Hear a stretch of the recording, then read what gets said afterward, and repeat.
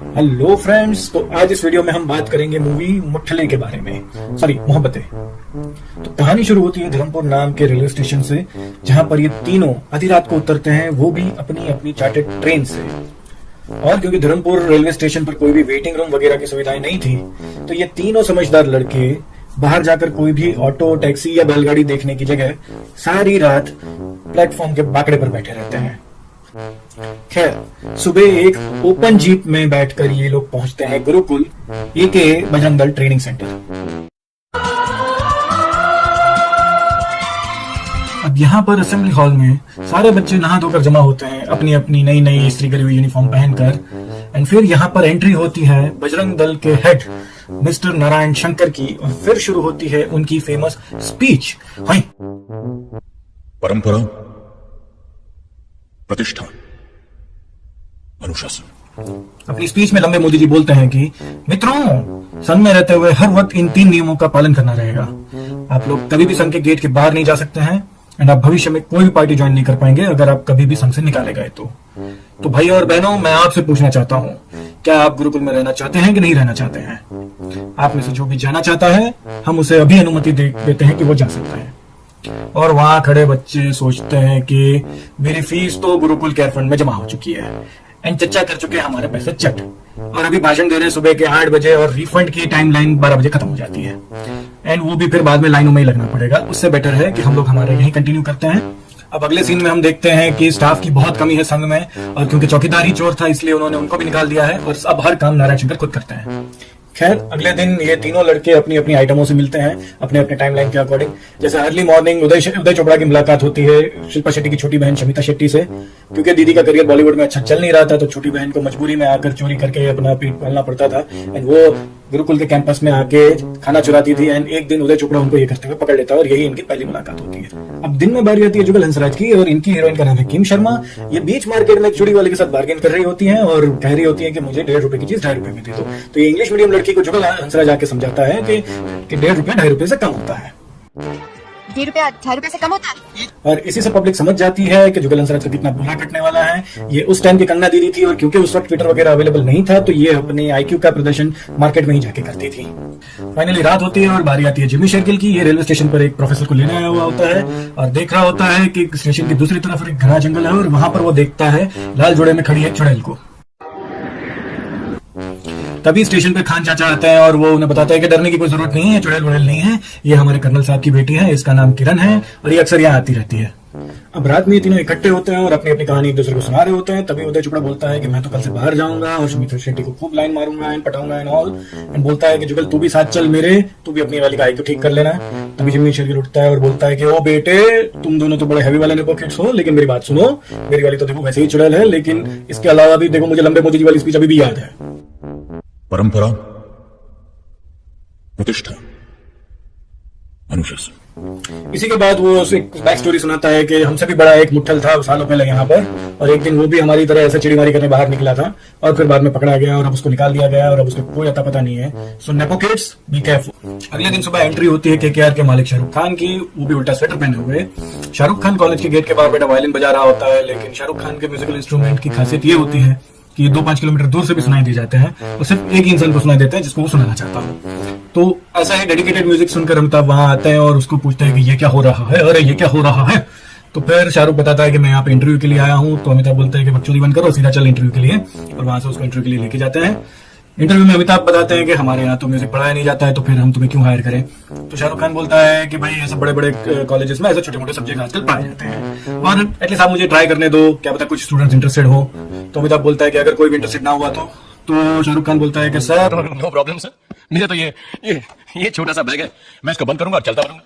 लंबे मोदी जी को अपना ही डायलॉग सुनकर बहुत अच्छा लगता है, और वो उनको बोलते हैं कि जाओ यू जस्ट ट्राई। तो अगले दिन शाहरुख खान ओपन में, जहां पर वो कुछ होता है में काजोल के साथ डांस करते थे, उसी जगह पे आकर ओपन ऑडिशन देते हैं, और फिर भारी पब्लिक वोटों से जीत भी जाते हैं, और फाइनली शाहरुख खान को नौकरी मिल जाती है। नौकरी देते से पहले, अपॉइंटमेंट लेटर देते से पहले अमिताभ बच्चन उनको बताते हैं परंपरा,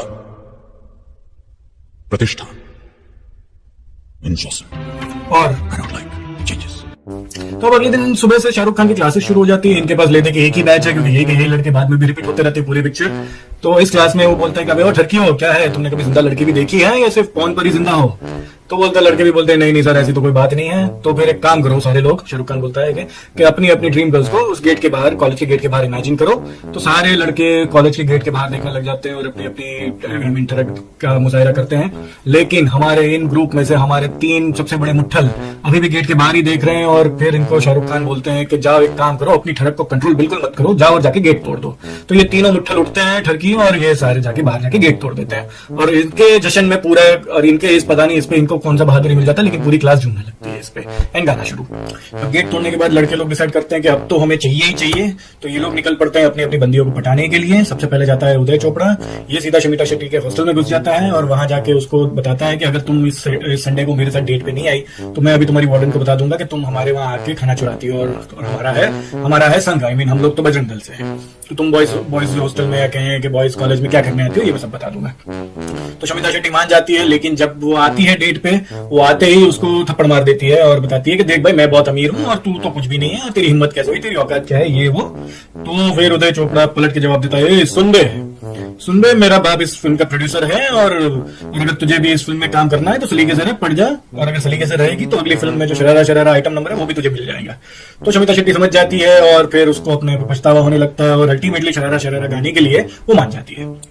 दूसरी तरफ जिम्मी शेरगिल जो है वो स्टेशन वाले खान बाबा से मिलता है और उनसे प्रीति जंगियानी की इन्फॉर्मेशन निकलवाता है। तो वो बताते हैं कि ये कर्नल अमरीश पुरी की बहू है, इनका बेटा जो है वो जंग में मर चुका है, लेकिन अमरीश पुरी मानने तैयार नहीं है और इसीलिए वो फोर्स करते हैं कि प्रीति जंगियानी भी जो है वो सुहागन की तरह ही रहे और पूरे शहर में ऐसे थाली और पूजा की चीजें लेके घूमती रहे और हर जगह मन्नत मांगे कि मेरा बेटा वापस आ जाए, उसका पति जल्दी वापस आ जाए। तो वो वही करती होती है और ये सब जानकर जिम्मी शेरगिल बहुत खुश हो जाता है कि चलो एटलीस्ट लड़की जिंदा है, मरी नहीं है, चुड़ैल नहीं है, तो वो उसी में खुश हो जाता है। Plus he is fine with the bhabhi as well, he is a bhabhi person. तो ये सब जानने के बाद वो करता है अपनी बकचोदियां शुरू। उसे पता लग जाता है कि प्रीति जो है वो हॉस्पिटल में काम करती है, तो वो रोज उसके मिलने के बहाने रोज या हर दूसरे तीसरे दिन उसको मिलने के लिए अपना हाथ काट के चले जाते हैं। अब अकल बड़ी के भैंस, एक तो बंदी अभी तक पटी नहीं है और आपने हाथ काट लिया अलग। लास्टली जुगल हंसराज, इन भाई साहब को बहुत सीधा सरल है, कोई स्ट्रगल नहीं है, सीधा लड़की के घर में घुस जाते हैं क्योंकि बचपन से जान पहचान होती है तो कोई इनको प्रॉब्लम नहीं होती। इनके लड़की का जो फैमिली भी है वो भी इसको जानता होता है हमेशा से। एंड भाई साहब के फुल मजे चल रहे होते हैं। तुम एक कमरे में बंद हो पागल हो गए हो क्या तुम? और चाबी खो जाए। अब जुगल हंसराज ने जो है फ्रेंड्स विद बेनिफिट्स देखी हुई होती है, तो वो सोचता है कि चलो यार हम तो फिर भी इंडिया में रहते हैं तो फॉर्मेलिटी के खातिर मैं प्रपोज भी कर ही देता हूँ, बाकी अपने मजे तो चल ही रहे हैं।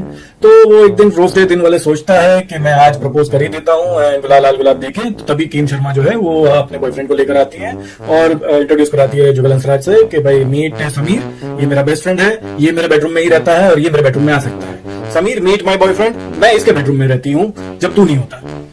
अब ये सब सुन के जुगल हंसराज जो है वो बहुत ही दुखी हो जाता है, वो फ्रेंड जोन में आ जाता है एंड अब से सोचता है कि मैं पढ़ाई पे ध्यान दूंगा एंड ये आशिकी वाशिकी मोहब्बतें ये सब मैं बंद करूंगा एंड ऑल ये सब चीजें वो अपने दोस्तों के साथ शेयर ही कर रहा होता है। तो वहीं शाहरुख खान भी आ जाता है, वो ये सब चीजें सुन लेता है और वो डांटता है कि ये क्या है भाई, फिल्म है ये बॉलीवुड की फिल्म है, यहाँ पे पढ़ाई वढ़ाई नहीं होती है, तुमको यहाँ पे आशिकी करने के लिए, रोमांस करने के लिए रखा गया है, तो तुम उस पर ध्यान दो, पढ़ाई वढ़ाई तो बाद में होती रहेगी। इसी बीच शाहरुख खान बोलता है कि मेरी भी एक गर्लफ्रेंड थी, वो मर चुकी है, तो मैं नहीं चाहता कि तुम्हारा भी वैसे ही हाल हो। इन शॉर्ट शाहरुख खान ये इनडायरेक्टली बताना चाह रहे थे कि देख भाई मैं भी नल्ला हूँ, मैं भी मुट्ठली हूँ, लेकिन मैं नहीं चाहता कि तुम लोग भी वैसे बन जाओ, तो तुम लोग जाओ और अपने गर्लफ्रेंड को पटाने की स्ट्रेटेजीज बनाओ। इसी सीन में हमें पता चलता है कि शाहरुख खान कंप्लीटली एड़ा है, इसको अपनी गर्लफ्रेंड ऐश्वर्या राय का भूत दिखता है और वो अपनी इसी गर्लफ्रेंड के साथ रोज रात को डांस करता है। अब अगले सीन में शाहरुख खान अपनी डीडीएलजे की आदतों से मजबूर सुबह सुबह में चले जाते हैं बुजुर्ग आदमी को इरिटेट करने के लिए। वो अच्छा भला अपने सूर्य नमस्कार कर रहा होता है, वहां जाके शाहरुख खान खड़े हो जाते हैं इरिटेट करने के लिए और फिर उसके बाद बोलते हैं कि सर आज होली है और हमारा बजरंग दल जो है वो चाहता है कि बाहर जाके होली मनाए, सर आप परमिशन दे दो वरना मैं रोज सुबह ऐसे ही आपको इरिटेट करने आ जाऊंगा। तो बच्चे साहब घबरा जाते हैं और बोलते हैं कि रोज सुबह सुबह इसको कौन झेले, इससे तो बेटर है कि भाई बच्चे लोग बाहर जाके होली मना सकते हैं, कोई बात नहीं, आप लोग जाओ होली मनाओ, एंजॉय करो। और एक बॉलीवुड गाना शुरू। अब गाना खत्म होने के बाद अगले दिन शाहरुख खान सुबह फिर खड़े हो जाते हैं अमिताभ बच्चन के सामने और आज बोलते हैं कि सर ये मैं हूँ, ये मेरे हाथ में लड्डू है, आज मेरा जन्मदिन है और मुझे पार्टी करनी है। तो अमिताभ बच्चन बोलते हैं कि ठीक है आप पार्टी वार्टी कर सकते हैं, मुझे कोई प्रॉब्लम नहीं है, मैं वैसे भी एक दिन के लिए बाहर जा रहा हूँ, मैं कल परसों आऊंगा वापस, तो आप कर सकते हैं। तभी शाहरुख खान बोलता है कि सर ऐसी वैसी पार्टी नहीं करनी है, मैं तो बहुत ही हैवी पार्टी प्लानर हूँ, मुझे तो यहाँ पे नंगा नाच कराना है और मुझे यहाँ पे मुजरे भी करवाने हैं लड़कियों के। तो अमिताभ बच्चन बोलता है कि देख भाई ये कॉलेज है, ये कोई कोठा नहीं है और इस कॉलेज में ये बजरंग दल है, यहाँ पे कभी लड़कियां अंदर नहीं आ सकती हैं ऑफिशियली, तो भाई लड़कियां लाने की ऑफिशियल परमिशन तो मैं नहीं दे सकता। लेकिन शाहरुख खान जो है वो बात नहीं मानता है और लड़कियों को छोटे छोटे कपड़े बना के लाइन से लेकर आ जाता है। एंड फिर यहाँ पर मुट्ठल समाज जो है वो बहुत खुश हो जाता है, लड़के जो इनके चेहरों पर रौनक आ जाती है और यहाँ पर शुरू होता है एक और बॉलीवुड गाना। लेकिन गाना खत्म होते ही अमिताभ बच्चन वहां पहुंचते हैं सरप्राइज विजिट करके थप्पा करने के इरादे से, और वहां अगर वो देखते हैं कि यहाँ तो बजरंग दल के लड़कों ने पूरा आतंक मचाया हुआ है, लड़कियां लेके कोई इधर घूम रहा है, कहीं इधर जा रहा है, कोई कहीं से उठा रखा है, कहीं BDSM चल रहा है, कहीं कुछ हो रहा है, क्या हो रहा है, ये हो रहा है, वो हो रहा है। एंड आके देखते हैं कि मेरे इस बजरंग दल की परंपरा प्रतिष्ठा और अनुशासन की तो पूरी मां बहन कर रखी है इन लोगों ने। And cut to next scene in Amitabh Bachchan office with Shahrukh Khan. अब यहाँ पर बिग बी की शक्ल देख के साफ पता चलता है कि वो इस बात से ज्यादा दुखी हैं कि उन्हें इस लड़कियों भरी पार्टी में नहीं बुलाया गया, लेकिन अपने असली अरमानों को दबाते हुए वो शाहरुख खान को बोलते हैं कि तुम यहाँ से चले जाओ, बेटर है तुम रेजिग्नेशन दे दो, क्योंकि अगर हमने डिसिप्लिनरी एक्शन लिया तो वो ज्यादा प्रॉब्लमेटिक हो सकता है। लेकिन शाहरुख खान यहाँ भी बात मानने की जगह आर्ग्यू कर रहे हैं और शुरुआत करता है कि सर आपने हायर करने से पहले मेरा बैकग्राउंड चेक नहीं किया, तू जानता नहीं है मेरा बाप कौन है। खैर वो छोड़, मैं बताता हूँ कि मैं कौन हूँ। मेरा पूरा नाम है राज आर्यन मल्होत्रा। सुना तो नहीं होगा, कैसे सुना होगा? तुमने बहुत सालों पहले मुझे रेस्ट्रिकेट किया था। क्यों? क्योंकि मैं और तुम्हारी बेटी रिलेशन में थे, मेरा तुम्हारी बेटी के साथ लफड़ा था और जब तुम्हें पता चला तो तुमने मुझे रेस्ट्रिकेट कर दिया था। उसके बाद मुझे कभी कोई पार्टी में ज्वाइन नहीं करा, मुझे कभी कहीं दूसरी कॉलेज में एडमिशन नहीं मिला, लेकिन मैं जैसे तैसे करके फर्जी डिग्रियां जहां तहां से जुगाड़ करके मैंने अपने आप को इस काबिल बनाया है कि आज मैं फिर से यहाँ पर आपके सामने खड़ा हूँ। और फिर और चैलेंज करता है कि जो आपने मेरे साथ किया वो मैं इन बच्चों के साथ नहीं होने दूंगा। मैं भले मुट्ठल मरूं, लेकिन यहाँ के लड़के मुट्ठल नहीं मरेंगे। मैं यहाँ पर किसी को पढ़ने नहीं दूंगा, क्योंकि आपने मुझे पढ़ने नहीं दिया था। मैं यहाँ पर सिर्फ और सिर्फ गंद फैलाऊंगा, मैं बच्चों का करियर तबाह कर दूंगा और मैं उनको सिर्फ आशिकी करना सिखाऊंगा, क्योंकि मेरे पास अभी भी बॉलीवुड में थोड़ा स्कोप है कि मैं अभी भी काफी 10-15 साल तक रोमांटिक मूवीज कर सकता हूँ और मुझे मेरे लिए ऑडियंस चाहिए जो ऐसी फालतू पिक्चरें देख सके। तो मैं उसके संस्थापक मैं यहीं से बनना शुरू करूंगा। मैं यहीं से ऐसी पब्लिक ऑडियंस तैयार करूंगा जो मेरी ऐसी घटिया पिक्चरें देखे। तो और वो बच्चन साहब को साथ ही में चैलेंज करके चला जाता है कि आप में दम है तो रोक के दिखाओ मुझे। एंड बताता है कि मेरे पास कागज भी पूरे हैं मेरे, तो आप चाहो तो लीगली भी मुझे कुछ टच नहीं कर सकते हो। मैं ये टर्म खत्म होने से पहले तो नहीं जा रहा हूँ। लेकिन पब्लिक थिएटर में से निकल जाती है ये सुनकर ही, क्योंकि इंटरवल की अनाउंसमेंट हो जाती है और पब्लिक जो कब से रोके बैठे थी वो सीधी भागती है बाथरूम की तरफ और मुट्ठल लोग अपनी अपनी जगह पे भागते हैं। तो इंटरवल के बाद कहानी शुरू होती है गुरुकुल के असेंबली हॉल से एज यूजुअल। तो अब यहाँ भी हमारे लंबे मोदी जी जो हैं वो रात में अपने घर में सोने की जगह पे आधी रात को भी अपनी फेवरेट असेंबली हॉल में आके पड़े हैं। अब वो बैठे बैठे याद कर रहे होते हैं कि शाहरुख खान का मैंने कभी क्या बिगाड़ा था एंड ये वो। तो इसी चक्कर में उनको याद आता है अपना फ्लैशबैक। तो फ्लैशबैक शुरू होता है एक टिपिकल संस्कारी बॉलीवुड पूजा सीन से, जहां पर अक्सर दिखाया जाता है कि घर की जो बेटियां होती हैं वो सुबह जल्दी उठ के नहा धोकर पूजा करती हुई दिखती हैं। ये ना कभी पढ़ाई करती हुई मिलेंगी, ना कभी एक्सरसाइज करती हुई मिलेंगी, ना कभी खाना बनाते हुए मिलेंगी, और कभी सोती हुई तो कभी नहीं मिलेंगी। तो खैर इसी तरह की एक पूजा खत्म करके अभी वो पूरे घर में धूप दिखा रही है और देख चुकी है कि अपने पापा जो है वो न्यूज़पेपर उठा चुके हैं और उनको शांति से न्यूज़पेपर पढ़ना है, लेकिन इसको कहाँ सुकून है कि अपने बाप को शांति से न्यूज़पेपर पढ़ने दे। तो ये खुद ही ब्रेकिंग न्यूज सुनाने लगती है। लोग अपनों में ईद मनाने के लिए अंदरूने मुल्क जा रहे हैं। कराची से लोग अपनों में ईद मनाने के लिए अंदरूने मुल्क जा रहे हैं। तो अब आप देख सकते हैं कि बिग बी के कितने फूटे नसीब हैं कि बागबान हो या मोहब्बतें हो या कोई भी फिल्म हो, किसी भी फिल्म में बिग बी को शांति से कोई न्यूज़पेपर पढ़ने ही नहीं देता है और ये न्यूज़पेपर का खर्चा तो उनका बेकार ही जाता है हर मूवी में। अब अगले सीन में ये दिखाया जाता है कि ऐश्वर्या जो है वो उस टाइम की टिकटॉक स्टार बनना चाह रही थी, क्या कहेंगे रील्स बनाने की प्रैक्टिस किया करती थी। तो इसी तरह से एक दिन वो प्रैक्टिस कर रही होती है तो तभी बिग बी वहां पर आ जाता है और उनका ऑडिशन देखते ही वो अपने अभिषेक के लिए ऐश्वर्या को सिलेक्ट कर लेते हैं और अभिषेक की बात करने लगते हैं उससे। लेकिन उसी वक्त वहां पर एक कॉल आ जाता है। हेलो, हाय, मैं अभी बिजी हूँ, मैं तुम्हें बाद में फोन करती हूँ, ओके? ये कौन होता है? सलमान भाई का। अब क्योंकि ऐश्वर्या ने दिन में झूठ बोला होता है तो उसको रात में नींद नहीं आती है, तो वो आती है अपने पापा के पास कन्फेशन करने कि पापा मैंने सुबह एक झूठ बोला था और अभी मैं उसका कन्फेशन करना चाह रही हूँ। पापा मैं अभिषेक को पसंद नहीं करती हूँ, मैं अभिषेक से शादी नहीं करना चाहती हूँ, मैं किसी और को पसंद करती हूँ। तो पापा जो है वो सीधा काम का सवाल पूछते हैं। तो इसके जवाब में ऐश्वर्या बताती है कि वैसे तो लड़का 5वीं पास भी नहीं है, लेकिन इस वक्त अपने फेक सर्टिफिकेट्स के दम पर गुरुकुल में स्टूडेंट बना बैठा है। अब लड़के के इस तरह के गुणगान सुनने के बाद सुबह सुबह में जाके बिग बी जाके वो शाहरुख खान को जो है वो कॉलेज से रेस्टिकेट कर देते हैं, ना उससे मिलते हैं, ना उसका कुछ सुनते हैं, ना उसके एकेडमिक्स देखते हैं कि वो अच्छा स्टूडेंट है, बुरा स्टूडेंट है, कैसा स्टूडेंट, कुछ नहीं देखते हैं। वो सीधा उसको जाके रेस्टिकेट कर देते हैं और फिर घर पे आके बताते हैं कि देखो भाई, मुझे पता है कि मेरे गुरुकुल से किस तरह के लड़के निकलते हैं, किस तरह के नालायक लोग निकलते हैं और ये जिंदगी में कुछ बाद में करते नहीं है, और वो सब उनको पता होता है। तो कहीं ना कहीं अपनी बेटी कम होने वाली बहू के अच्छे भविष्य को सोचते हुए बिग बी जो है कठिन प्रश्न पहले सुलझा लेते हैं इस तरह का।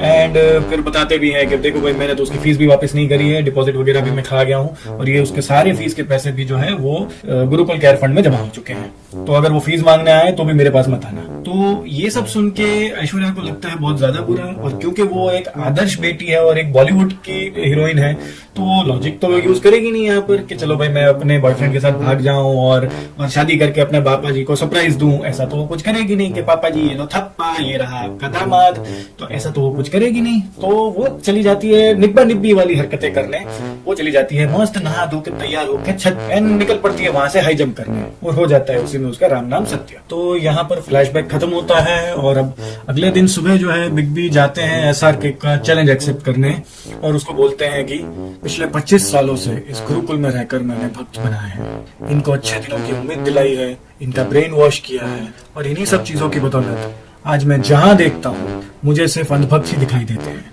एंड किसी भी पैंडेमिक वगैरह में ये ताकत नहीं है कि वो मेरे भक्तों में अकल ला सके।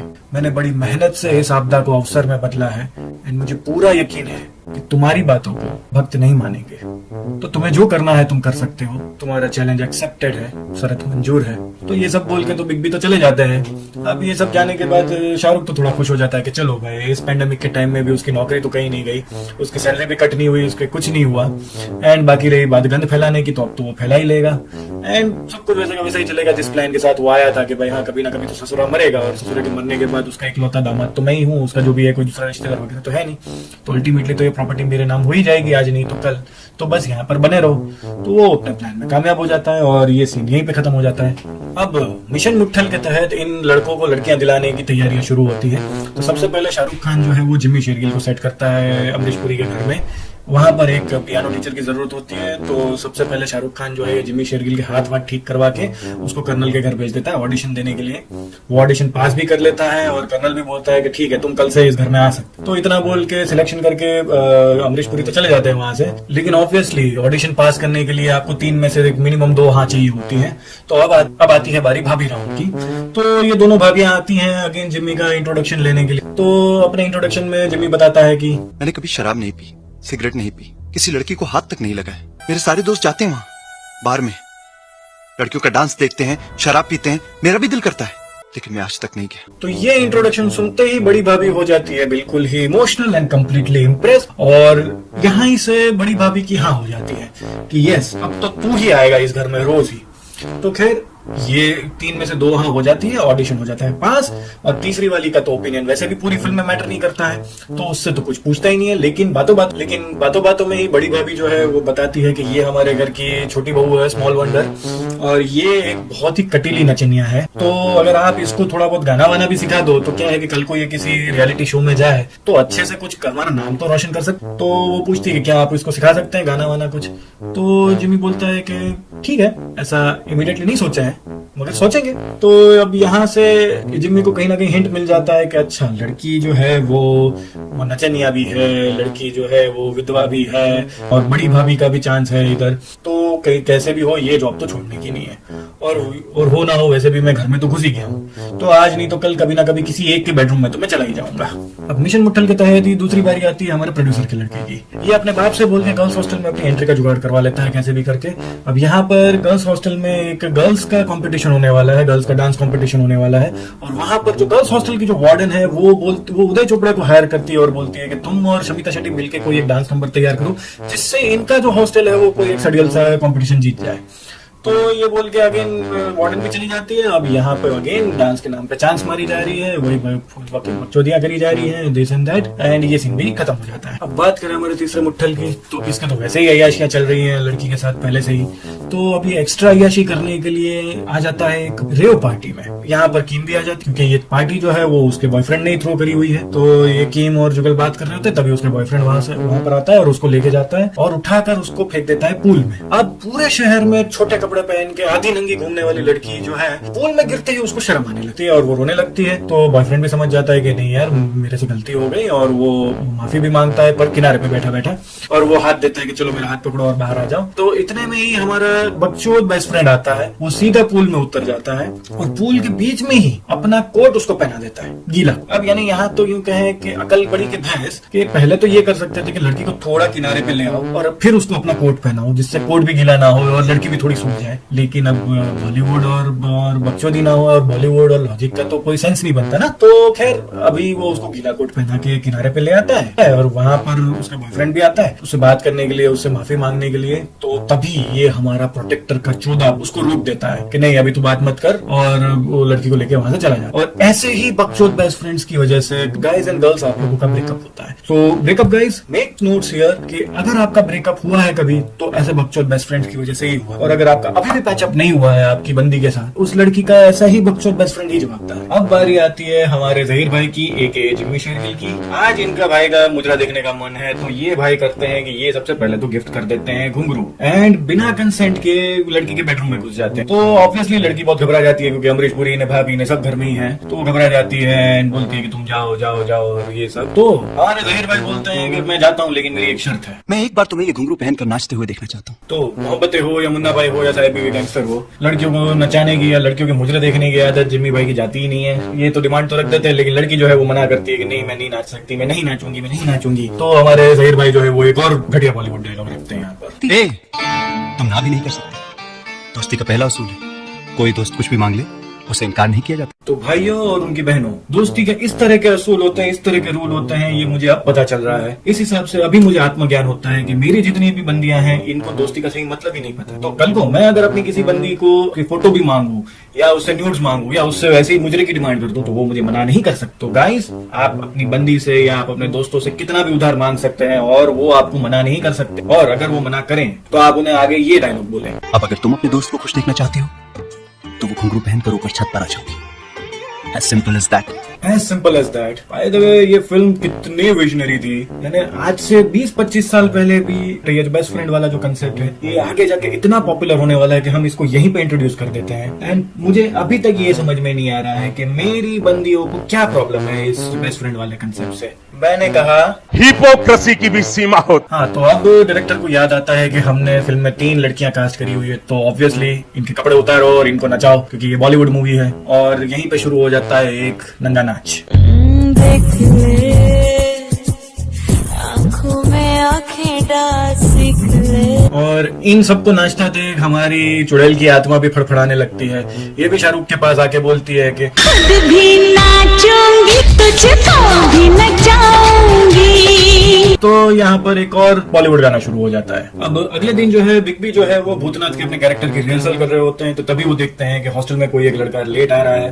तो वो पकड़ते हैं तो देखते हैं कि ये उदय चोपड़ा होता है। तो आते ही आकर उदय चोपड़ा को कन्फ्रंट करने लगते हैं कि तभी शाहरुख खान वहां आता है और उदय चोपड़ा को बचा लेता है और बोलता है कि तू कमरे में जा, मैं संभालता हूँ बुड्ढे को। तो फिर वो अमिताभ के पास आता है और उसको समझाते हैं कि सर इसको पंगा मत लो, ये प्रोड्यूसर का बेटा है, अभी आपको भी फिल्म से निकाल देगा, मेरी भी फिल्म अटक जाएगी, आप इससे पंगे मत लो। तो लेकिन बिग बी जो है उनको लग जाती है बात बुरी कि भाई ये लोग तो मेरी परंपरा, प्रतिष्ठा और अनुशासन की पूरी मावेन कर रहे हैं। तो अगले दिन सुबह असेंबली हॉल में जाकर ही हमारे लंबे मोदी जी जो है वो अनाउंसमेंट कर देते हैं आज रात 12 बजे से संपूर्ण लॉकडाउन होने जा रहा है। और फिर अनाउंसमेंट के बाद कोई एक बुद्धिजीवी इनसे सवाल करता है कि सर अब हमारे राशन पानी और खाने पीने का या नौकरी धंधे का क्या होगा। तो बिग बी जवाब देते हैं नो मीन्स नो। अब यहाँ ना तो कोई पार्ट टाइम नौकरी होगी, न पियानो बजाना होगा और ना ही डांस होगा।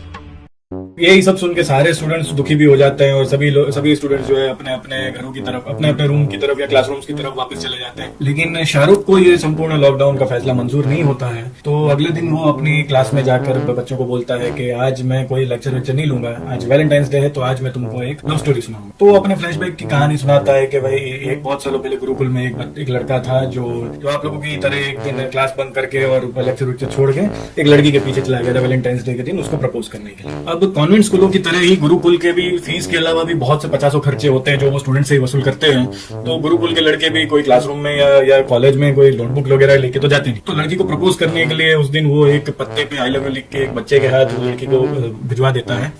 बदले में लड़की का भी आई लव यू टू का जवाब आता है और उसी दिन किसी ओयो में जाके वो लड़का जो है वो अपनी वर्जिनिटी लूज करता है। लेकिन एक रात को लड़की ने पता नहीं कौन से सस्ते नशे किए होते हैं कि वो अपने बाप को जाके सब सच बता देती है, मगर उसने उस लड़के को नहीं बताया होता है कि वो प्रिंसिपल की लड़की है। एंड उस लड़की ने अपने अय्याशी के चक्कर में, अपनी वर्जिनिटी लूज करने के चक्कर में लड़के के करियर की एल लगा दी होती है। एंड एज एक्सपेक्टेड उसके प्रिंसिपल बाप ने अगले ही दिन उस लड़के को गुरुकुल से निकाल दिया होता है। उसकी फीस भी वापस नहीं करी होती और डिपॉजिट भी खा गया होता है। एंड फिर बाद में जब लड़का जो है वो लड़की को कन्फ्रंट करता है कि एटलीस्ट तू अपने बाप से बोल के मेरी फीस एंड डिपॉजिट तो वापस दिलवा दे, लेकिन लड़के की मदद करने की जगह अपने इन्हीं सस्ते नशों के चलते एक दिन छत से कूद के मर जाती है। ये नहीं कि एटलीस्ट शादी कर लेती और बाद में जाके बाप को सरप्राइज देते कि लो पापा ये हो गया आपका दामाद, अब इसको दहेज के नाम पर इसकी फीस और इसके डिपॉजिट वापस दे दो। तो ऐसा किसी भी तरह की हेल्प करने की जगह, ऐसा किसी भी तरह के कोऑपरेटिव होने की जगह लड़की जो है वो जाके कूद जाती है, मर जाती है। लेकिन बाद में जाके लड़का जो है वो खूब प्रोग्रेस करता है अपनी लाइफ में और करियर में भी। आज वो आत्मनिर्भर मुट्ठल समाज का चेयरमैन बन चुका है एंड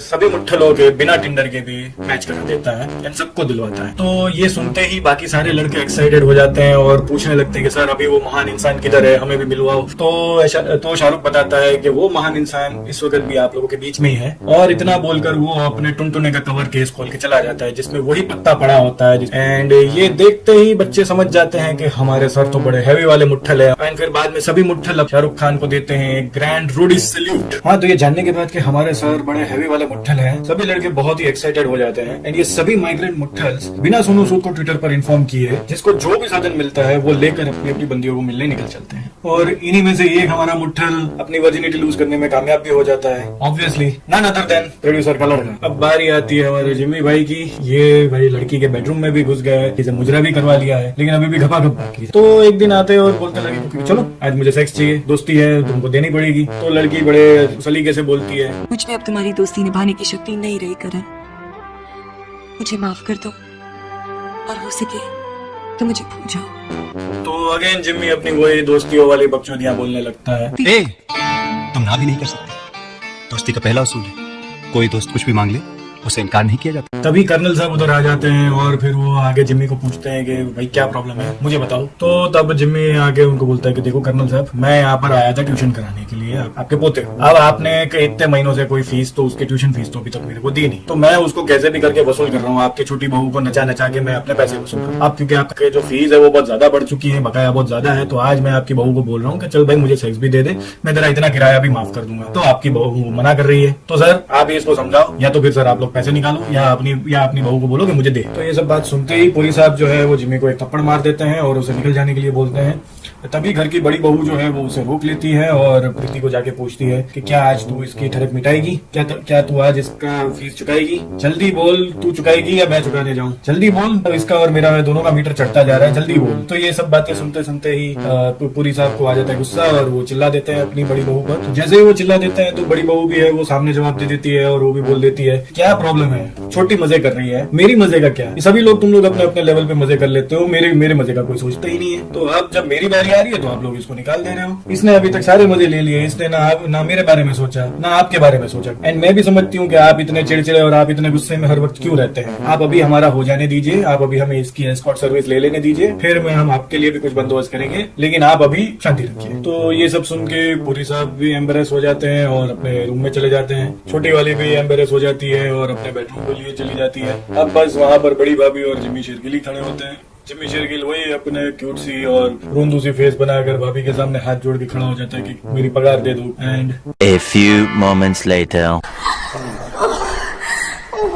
अब बात करें आखिरी लव स्टोरी की, 0 IQ वाली लव स्टोरी की। तो यहाँ तो वैसे ही मजे चल रहे थे और यहाँ पर अब क्या है कि लड़की के साथ रहते रहते जुगल का भी IQ है, नकल बिल्कुल ही घास चढ़ने जा चुकी है। वो भी नोट पेन खरीदने की जगह पे, कागज पे कुछ भी लिखने की जगह पे वो भी एक पत्ते पे आई लव यू या अपने प्यार का इजहार करके रहता है। अब 140 कैरेक्टर से भी कम लिखे हुए इस ट्विटर प्रपोजल को ये जो लड़की जो है वो पूरे 2 मिनट तक पढ़ती है और पता नहीं एक पूरा निबंध जितना पढ़ लेती है और फाइनली उसको उसके प्रपोजल से इंप्रेस होकर उसको फ्रेंड जोन से अब ऑफिशियली बॉयफ्रेंड जोन में प्रमोट कर देती है। तो अब सभी की सेटिंग हो गई है तो फिर गाना तो बनता है ना, तो बस एक और बॉलीवुड गाना शुरू हो जाता है। लेकिन हर गाने की तरह इस गाने में भी हमारे जिम्मी भाई जो है एक कोने में बैठे बैठे अपना बैंड बजा रहे होते हैं और DDL जी की ही तरह इतने सारे शोर के बावजूद भी इसका सड़ा हुआ जो बाजा है वो सिर्फ और सिर्फ अगेन हीरोइन को ही सुनाई दे रहा होता है, लेकिन इस बार जो है बाबूजी को भी सुनाई दे जाता है।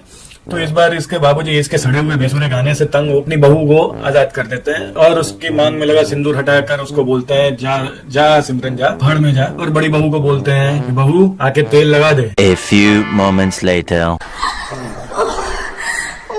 तो अब क्योंकि इसके बेसुरे बाजे से ये भी तंग आ चुकी थी, तो अभी ये क्या करती है कि जहाँ भी पार्टी चल रही होती है वहां का ड्रेस कोड और मेकअप और वो सब पता करके उसी तरह का सब कुछ मेकअप और सब लगाकर भागती हुई जाती है और जाके जिम्मी भाई को लिपट जाती है। और इसी प्रकार हमारे आखिरी मुट्ठल का भी टिंडर मैच कंप्लीट हो जाता है और सभी खुशी से नाचने लगते हैं। अब एज यूजुअल किसी आंटी ने पुलिस बुलाने की जगह पे बिग बी को बुला लिया है। फिर से लॉन्डियो की पार्टी में उनको नहीं बुलाया गया, इसी वजह से वो हो जाते हैं नाराज और गुस्सा भी। अब देख सकते हैं उनकी शक्ल पर। ये सब चल ही रहा होता है, तब बिग बी को और चिढ़ाने के लिए शाहरुख खान जो है वो यशराज मुखाटे का करियर बनाने के लिए वहां पर ढोल लेके आ जाता है, ढोल बजाता हुआ आ जाता है एंड अपना अलग सा बेसुरा गाकर बिग बी को और तपाने लगता है। ये बिना सर पैर बगैर के कोरस बगैर के गाने पर भी ये मुट्ठल है वो उधर ही अपनी बंदियों को गोल गोल घुमाने लगता है शावरमा रोल की तरह। एंड ये कोई भी बहन का जना जो है ये बिग बी को घुमाने के लिए अपनी बंदी ऑफर नहीं कर देता, वरना ये मैटर वहीं पे सुलझ सकता था, लेकिन इनमें से कोई भी वैसा करता नहीं है। And as a result big B जो है वो हो जाता है एंग्री ओल्ड मैन और अभी वहां से चले जाते हैं। खैर उनके जाते ही उनकी संस्कारी चुड़ैल बेटी भी वहां आ जाती है, बकायदा पार्टी का ड्रेस कोड ध्यान में रखते हुए ही मान्यवर मूवी के कपड़े पहनकर आ जाती है एंड उसी सड़े हुए बेसुरे गाने में अपना कोरस देने लगती है शाहरुख खान के साथ। और अभी भी इस बेसुरे गाने पर ये सभी ठरकी लोग अपने अपनी जगह पर गोल गोल घूम रहे होते हैं एकदम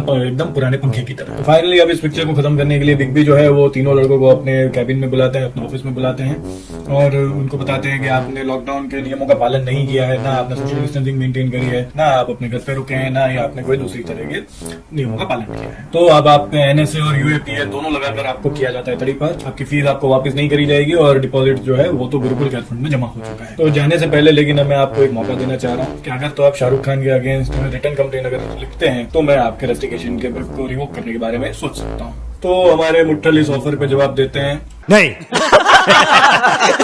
अब ये सुनकर तो बिग बी भी बहुत अच्छे से भड़क जाते हैं और बोलते हैं इनको गए निकल लौड़े पहली फुर्सत में निकल। अब रेस्टिकेशन की खबर जो है वो शाहरुख खान को भी मिल चुकी होती है और उसको लगता है बहुत बुरा कि अब ये तीनों लड़के रेस्टिकेट हो जाएंगे और अब ये फाइनली जाके अपने करियर पे ध्यान देंगे या ये अच्छी कॉलेज से या अच्छी जगह से पढ़ाई करेंगे और अब नाम कमाएंगे। तो ये सब चीजें शाहरुख को बर्दाश्त नहीं होती है और वो कैसे भी करके इन तीनों का रेस्टिकेशन जो है वो रोकना चाह रहा होता है। तो उसी की बात करने के लिए जाता है अमिताभ के घर पे आज। बाय द वे आज जो गुरुकुल का जो चौकीदार है वो सोनू सूद की हेल्प लेकर जो है वो वापस आ चुका। तो ये चौकीदार ही चोर था लेकिन फिर भी इसको काम पे वापस रख लिया गया है और अभी सोनू सूद को थैंक यू लेटर लिखा जा रहा होता है कि तभी शाहरुख खान वहां पर आ जाता है। अब शाहरुख जो है यहाँ पर भीगा शरीर और सूखे कपड़े लेके आता है, पता नहीं किस तरह की अजीब सी बारिश हो रही होती है बाहर पे एंड अपना पूरा एटीट्यूड दिखाते हुए बिग बी को बोलता है कि आप जीत गए, मैं हार गया। और ये सब सुन के बिग बी भी बोलते हैं कि ठीक है और तुम एक काम करो, तुम कल रेजिग्नेशन दे दो और मैं इन लोगों का रेस्टिकेशन जो है वो रिवोक कर दूंगा एंड अब तू भी निकल लौड़े पहली फुर्सत में निकल। तो ये सब सुन के शाहरुख भी अपना सेम एटीट्यूड दिखाते हुए जाने लगता है। तो इस बार बिग बी का भी मन होता है कि शाहरुख की उंगली करने का, तो वो भी उनको बोलता है कि देखा मैंने तो पहले ही बोला था कि मैं जीत जाऊंगा, मैंने तो देख केबीसी के भी तेरे से ज्यादा सीजन किए हुए, तू 5वीं पास भी नहीं हुआ ये वो और मैं सुपरस्टार ऑफ द मिलेनियम में हूँ। तो वो सब बोल रहे होता है तो तभी शाहरुख खान मुड़ता है और बोलता है माफ कीजिएगा सर, पर जहां से मैं देख रहा हूँ आप हार गए। एंड फिर यहाँ से शुरू होती है शाहरुख खान की टिपिकल इमोशनल बॉलीवुड स्पीच। आपने कभी सोचा मिस्टर शंकर कि मैं गुरुकुल वापस क्यों आया? किसके लिए? मैं वापस आया था आपके लिए मिस्टर शंकर। मैं वापस आया था उस बाप के लिए जिसकी बेटी से मैं मोहब्बत करता। मैं यहाँ इसलिए आया था, आपकी वजह से मेरी मोहब्बत अधूरी रह गई, जिसे मैं जिंदगी भर साथ लेकर नहीं जी सकता। मैं आपका कष्ट तोड़ने आया था मिस्टर शंकर। मैं आया था क्योंकि मैं एक बात समझ चुका था कि टर्म खत्म होगी, तब तक तो मैं आपके गुरुकुल का नक्शा ही बदल दूंगा। जब आप एक बेटी हारे थे, आज आप एक बेटा हारे। मैं आया था क्योंकि मैं एक बात समझ चुका था कि मेरी मोहब्बत की मौत नाकाम रहेगी। तो देखा आपने कि कैसे शाहरुख खान आखिरी सीन में आके, क्योंकि अब अपनी नौकरी भी जा रही है और प्रॉपर्टी भी जा रही है, तो सब कुछ जाता देख कैसा मैनिपुलेटिव डायलॉग बोल रहा है। इंटरवल पॉइंट पे साफ दिख रहा होता है कि भाई आया था लड़ने के लिए, भाई आया था रिवेंज लेने के लिए कि भाई तुम्हारी वजह से मेरी गर्लफ्रेंड मर गई, तुमने मेरी फीस भी खा ली, तुमने मेरी डिपॉजिट भी वापस नहीं करी है, इसलिए मैं वापस आया हूँ। और अब बोल रहा है कि नहीं मैं तो तुम्हें अपना बाप समझ के वापस आया था। तो वो ये चीज साबित करती है कि मुसीबत आने पर आप गधे को भी बाप बना लेते हो। तो खैर ये सीन यहीं पे खत्म होता है और अब अगला सीन शुरू होता है बिग बी की फेवरेट जगह यानी कि assembly hall. By the way आज यहाँ पर दूसरे टीचर्स भी अवेलेबल हैं, लेकिन हमारे शाहरुख भाई साहब जो है वो एज यूजुअल हमेशा ही सेंटर में ही खड़े रहते हैं, वो भी पूरे स्टाइल में। एनीवेज अपनी आखिरी स्पीच में लंबे मोदी जी अगेन अपने मन की बात बोलते हुए बोलते हैं कि मित्रों, मैं बचपन में चाय बेचा करता था। मैंने बहुत गरीबी में अपना बचपन गुजारा है, लेकिन फिर इस संघ में आकर मुझे सही दिशा मिली एंड मैंने कड़ी मेहनत इन तापसी पन्नू से मैंने इस गुरुकुल में अपने लिए डीन की जगह हासिल की। लेकिन मेरी एक गलती की वजह से मेरे पूरे 125 लॉन्डो की दिल की धड़कन इन रातों की रानी मेरी बेटी मर गई। तो आज मैं उन सभी 125 लॉन्डो को संबोधित करते हुए सिर्फ एक शाहरुख खान से माफी मांगता हूँ, क्योंकि अल्टीमेटली पटाई तो उसी में थी। तो खैर, ये सब बोलने के बाद बिग बी जो है वो शाहरुख खान को स्टेज पर बुलाते हैं, अपने मोदी के आंसू बहाने लगते हैं। शाहरुख भी अपना एटीट्यूड छोड़कर उनको माफ कर देता है एंड फिर हमारे लंबे मोदी जी जो है वो शाहरुख खान को टीका लगाकर जो है गुरुकुल में टीका उत्सव का प्रारंभ करते हैं। फिर क्या, अगले दिन ही गुरुकुल में टीका उत्सव शुरू हो जाता है पूरे जोरों शोरों से, एकदम बैंड बाजा नगाड़ों के साथ। एंड अब आप देख सकते हैं कि टीका लगने के तुरंत बाद ही अमिताभ जो है वो पूरे सटिया चुके हैं और शाहरुख खान की सारी बीमारियां जो है यश वो बिग बी में भी आ चुकी है और वो इतने पगला चुके हैं कि अब उनको भी उनकी चुड़ैल बैठी दिखती है। तो बस यहीं पे ये पिक्चर खत्म होती है और जो पब्लिक जो है वो जो पहले अपनी इस तरह की जो वेब सीरीज थी वो जो थिएटर में देखा करती थी, अब वो भी अपना बिंज वॉच खत्म करके घर के लिए निकलती है। तो गाइज एंड गर्ल्स, इस वेब सीरीज से या कहेंगे इस सीरीज से हमने क्या सीखा? एक, stay away from your best friend, या अपने बॉयफ्रेंड या गर्लफ्रेंड को उसके बेस्ट फ्रेंड से दूर। सेकंड चीज एंड मोस्ट इंपॉर्टेंट वो ये है कि इस मूवी में दिखाए गए किसी भी चीज को फॉलो नहीं करना है अपनी जिंदगी में। And last but not the least, आपको जो मस्टली फॉलो करना है वो है इस चैनल को। ऐसे ही बकती भरे वीडियोस को देखने के लिए इस चैनल को सब्सक्राइब करिए, लाइक करें इस वीडियो को, शेयर करिए अपने फ्रेंड्स एंड फैमिली के साथ। Thank you for watching the video, hope to see you in the next.